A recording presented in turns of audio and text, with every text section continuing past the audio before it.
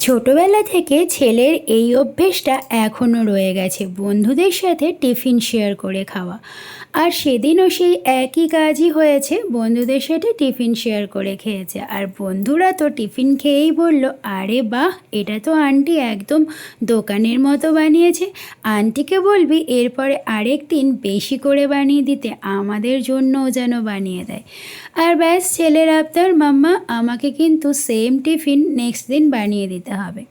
আর তাই আজকে চলে এলাম সেই টিফিনটাই বানাতে, আর সেটাই তোমাদের সঙ্গে আজকে শেয়ার করি। চলো, টিফিনটা বানানোর জন্য প্রথমেই আমি একটা মশলা তৈরি করে নেব। চলো দেখে নিই মশলাটা আমি কিভাবে বানাচ্ছি। এখানে শুকনো লঙ্কাগুলোকে আমি ঠিক এইভাবে মাঝ বরাবর চিড়ে নিয়ে তারপর ভেতর থেকে বীজগুলো বের করে নিয়েছি। এইভাবে প্রত্যেকটা লঙ্কা থেকে বীজগুলোকে বের করে নিয়েছি, কারণ লঙ্কাটা আমাদের শুধু রঙের জন্য ব্যবহার করব, এছাড়া অন্য ঝালের জন্য কিন্তু এটা ব্যবহার করছি না। সেই জন্য লঙ্কাগুলোকে একটু গরম জলে দিয়ে নিলাম, জাস্ট গরম জলে ভিজিয়েই রাখলাম, গরম জলে দিয়ে কিন্তু ফোটালাম না। এদিকে দেখো, গাজর, কড়াইশুঁটি, বিট এগুলো সব আমি সেদ্ধ করে নিলাম, আলুটাকেও সেদ্ধ করে নিলাম। এগুলো সব সবজিগুলোকে আমি সেদ্ধ করে নিলাম। শুকনো লঙ্কাগুলো এবার মিক্সিতে দিয়ে দিলাম। এবার দেখো, বেশ কতগুলো রসুনের কোয়া দিয়ে দিলাম। তো এবার মিক্সিতে এটা একটা সুন্দর করে পেস্ট করে নেব। আর এদিকে দেখো, সবজিগুলো সমস্ত আমার সেদ্ধ করা হয়ে গেছে। এবার এগুলোকে জল থেকে তুলে নিচ্ছি। আর এখানে দেখো, ফুলকপি কেটে রাখা রয়েছে। ফুলকপিটাকে কিন্তু আমি সবজির সঙ্গে সেদ্ধ করিনি, এটাকে আমি একদম আলাদা করে সেদ্ধ করব, না হলে কিন্তু সবজির মধ্যে ফুলকপির ফ্লেভারটা চলে যাবে। তো সেই জন্য ফুলকপিটাকে একদম আলাদা করে সেদ্ধ করতে হবে। এদিকে দেখো, আমি একদম পেঁয়াজ ঝিরিঝিরি করে কুচিয়ে রেখেছি, ক্যাপসিকাম ঝিরিঝিরি করে কুচিয়ে রেখেছি, আর এদিকে টমেটো একদম ঝিরিঝিরি করে কুচিয়ে রেখেছি। এগুলো কিন্তু এরকম ঝিরিঝিরি করেই কুচোতে হবে। আর এখানে দেখো, কাঁচা লঙ্কার পেস্ট করে রাখা আছে। আর এবার দেখো, ওই সমস্ত সবজিগুলো সেদ্ধ হয়ে যাওয়ার পর এবার দেখো, আমি ফুলকপিগুলোকে একদম আলাদা করে ভাপাচ্ছি, কিন্তু এগুলো সেদ্ধ করছি আলাদা করে, কোনো সবজির সঙ্গে করব না। এদিকে দেখো, আমার এই মশলার পেস্টটা তৈরি হয়ে গেল, যেটা আমি শুকনো লঙ্কার বীজ ছাড়িয়ে শুকনো লঙ্কা আর রসুন পেস্ট করেছিলাম সেটা। আর এখানে দেখো, আলু সেদ্ধটাও আমি কিন্তু করে নিলাম, মানে আলুটাকে ম্যাশ করে নিলাম। এবার একটা প্যানে সাদা তেল দিয়ে দিলাম। এটা সাদা তেল দিয়ে করতে হবে, এটাতে কিন্তু সর্ষের তেল চলবে না। সাদা তেল দেওয়ার পরে তারপর দিয়ে দিলাম একটা বাটারের কিউব। আর এই রেসিপিটাতে কিন্তু বাটারটা প্রচুর পরিমাণে লাগবে। এবার দেখো, বাটারটা যেই একটু মেল্ট হয়ে আসলো, সেই সময় দিয়ে দিলাম সাদা জিরে, গোটা জিরে 1 চামচ। জিরেটাকে হালকা করে একটু ফ্রাই করে নিতে হবে, একদম যেন কালো না হয়ে যায় সেদিকে নজর রাখতে হবে। জিরেটা যেই একটু হালকা করে ফ্রাই হয়ে গেল, এদিকে দেখো, ঝিরিঝিরি করে কুচিয়ে রাখা পেঁয়াজটা আমি এখানে একটু ফ্রাই করে নেব। পেঁয়াজটা যেই একটু নরম হয়ে এলো, এবার দিয়ে দিলাম ঝিরি করে কুচিয়ে রাখা ক্যাপসিকামটা। ক্যাপসিকামটাকেও খুব ভালো করে পেঁয়াজের সঙ্গে নেড়ে চেড়ে মিশিয়ে একটু কষিয়ে নিতে হবে। তারপরে দিয়ে দেবো সেই যে শুকনো লঙ্কা আর রসুনের পেস্টটা, সেটা জাস্ট 1 চামচ। দেখো, খুব ভালো করে মিশিয়ে দেবো পেঁয়াজ আর ক্যাপসিকামটার সঙ্গে। এই মশলাটা যখনই সবজিগুলোর সাথে খুব ভালো করে মিক্স হয়ে গিয়ে সুন্দর করে কষে যাবে, দেখো সাইড থেকে তেল বেরিয়ে গেছে, সেই সময় এখানে একটাই মশলা দিতে হবে, সেটা হলো কাশ্মীরি লঙ্কার গুঁড়ো। এই দেখো, দিয়ে দিলাম, দিয়ে খুব ভালো করে মিক্স করে সুন্দর করে কুক করে নিতে হবে। কালারটা দেখো কি সুন্দর হয়ে গেল। যেই কাশ্মীরি লঙ্কার গুঁড়োটা সুন্দর করে মিক্স হয়ে কষে গেল, সেই সময় দিয়ে দেব সেই কুচিয়ে রাখা টমেটোগুলো। তারপর টমেটোগুলোকেও খুব ভালো করে এর সাথে মিক্স করে কুক করে নিতে হবে। আর যেই না টমেটোগুলো মিক্স হয়ে কুক হয়ে গেল কিছুক্ষণ, তারপরে এই যে বয়েল করে রাখা ফুলকপিগুলো দিয়ে দিলাম। তারপর দিয়ে দিলাম গাজর, কড়াইশুঁটি। এরপর দিয়ে দিলাম এই বিটটা, যেটাও সেদ্ধ করে রেখেছিলাম। আর এরপরে দিয়ে দিলাম আলু সেদ্ধ। আর ঠিক এই সময় দিয়ে দিলাম কাঁচা লঙ্কার পেস্টটাও। এটা কিন্তু সম্পূর্ণ নিজেদের স্বাদ অনুযায়ী দেবে, যে যেরকম ঝাল পছন্দ করো। আর এরপর দেব এই পাওভাজি মশলাটা। আমি কিন্তু এখানে এভারেস্টের পাওভাজি মশলা ইউজ করেছি, আর আমার কাছে এই এভারেস্টের পাওভাজি মশলাটাই বেশি টেস্টি মনে হয়, বেশি ভালো মনে হয়। তোমরাও এটাই ইউজ করতে পারো, ভীষণই ভালো টেস্টি।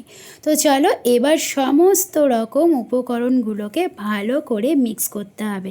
এখানেই কিন্তু এর আসল কেরামতিটা। এই সবজিগুলো যত ভালো মিক্স হবে মশলার সাথে আর যত ভালো কষানো হবে ততই কিন্তু পাওভাজির টেস্ট একদম দোকানের মতো হবে। আর একবার যেই এই সমস্ত সবজিগুলো আর মশলাগুলো মিক্স হয়ে গেল, তারপর সবার শেষে দিয়ে দিলাম ধনেপাতার কুচি আর স্বাদ মতো নুন। এইবার আবার খুব ভালো করে নেড়ে চেড়ে কুক করে নিতে হবে যতক্ষণ না সম্পূর্ণভাবে এটা মিশে যাচ্ছে আর তেলটা ছেড়ে দিচ্ছে। তো দেখো আমি হাতা দিয়ে তো খানিকক্ষণ মিক্স করলাম, তারপরে কিন্তু একটা ম্যাশারের সাহায্যে এগুলো সমস্ত সবজিগুলোকে ম্যাশ করে দিচ্ছি। তোমরাও চাইলে ম্যাশার দিয়েই ম্যাশ করতে পারো। এবার পাওভাজির মশলাটা কিন্তু প্রায় শেষের দিকেই, আর ঠিক এই সময় একটু গরম জল বাটিটা ধুয়ে দিয়ে দিলাম। এরকমভাবে ঠিক 2-3 বার গরম জলটা মিক্স করে করে আর এই ম্যাশারটা দিয়ে ভালো করে মিক্স করে দিলেই একটা সুন্দর স্মুদি টেক্সচার তৈরি হয়ে যাবে। এটা কিন্তু প্রায় হয়েই এসেছে। আর খুব যে একেবারে বেশি একদম স্মুথ করে দিয়েছি তা কিন্তু নয়, একটু চাঙ্কি রেখেছি সবজিগুলোকে, যাতে যখন পাওভাজিটা খাওয়া হবে তখন মুখে জাস্ট সবজিগুলো একটু পড়ে, তাহলে আরও বেশি টেস্টি হবে। আর দেখো সব শেষে দিয়ে দিলাম একটু ধনেপাতার কুচি আর দিয়ে দিলাম লেবুর রস আর একটু বাটার। আর এই রেসিপিতে তো বাটার খুব প্রয়োজন, তোমাদের বললাম অনেকটা বেশি পরিমাণে বাটারটা লাগে। তো চলো পাওভাজির ভাজিটা তো আমাদের এখানে একদম রেডি হয়ে গেল। এবার আমরা তৈরি করে নিই পাওভাজির পাউগুলো। চলো দেখে নিই কীভাবে আমি পাওভাজির পাউটা তৈরি করছি। তো এই তো দেখো আমি এখানে একটা তাওয়া বসিয়ে দিয়েছি। এবার তাওয়ার ওপরে একটু বাটার স্প্রেড করে দিলাম। এই রেসিপিতে বললামই বারে বারে যে বাটারটা খুব পরিমাণে লাগে। তো দেখো পুরো তাওয়াটার মধ্যে বাটার সুন্দর করে স্প্রেড করে দিলাম। তারপর ওপর থেকে একটু কাশ্মীরি লঙ্কার গুঁড়ো স্প্রিঙ্কেল করে দিলাম। তোমরা চাইলে এখানে ধনেপাতা দিতেই পারো, তবে আমি এখানটা দিইনি কারণ আমার কাছে ধনেপাতাটা একটু কম ছিল। তো এবার দেখো এই যে পাওভাজির পাউগুলো আমি একটু কাট করে নিচ্ছি, কারণ পাওভাজির পাউগুলো দেখো এই যে এইভাবে জোড়া লাগানো লাগানো থাকে।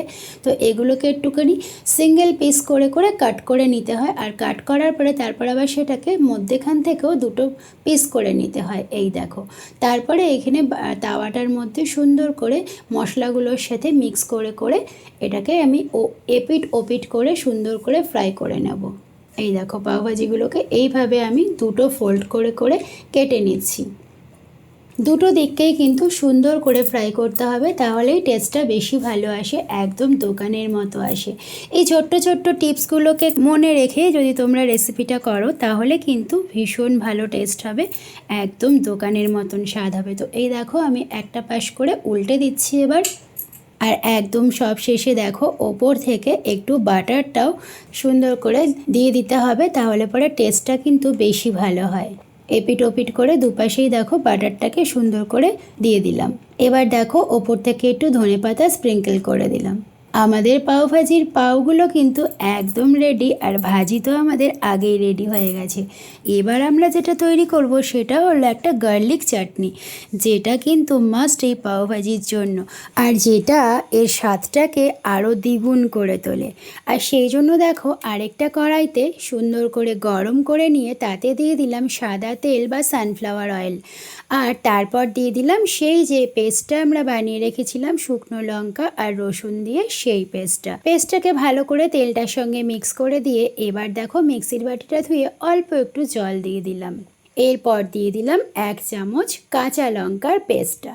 এটা কিন্তু নিজেদের স্বাদ অনুযায়ী দেবে, যে যেরকম পছন্দ করো। তারপর দিয়ে দিলাম 1 চামচ পাওভাজি মশলা।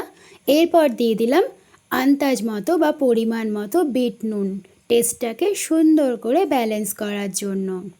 এবার খুব ভালো করে সমস্ত উপকরণগুলোকে মিশিয়ে নিয়ে একটু কষিয়ে নিতে হবে যতক্ষণ না রসুনের কাঁচা গন্ধটা যাচ্ছে আর সাইড থেকে তেলটা বেরোতে শুরু করছে।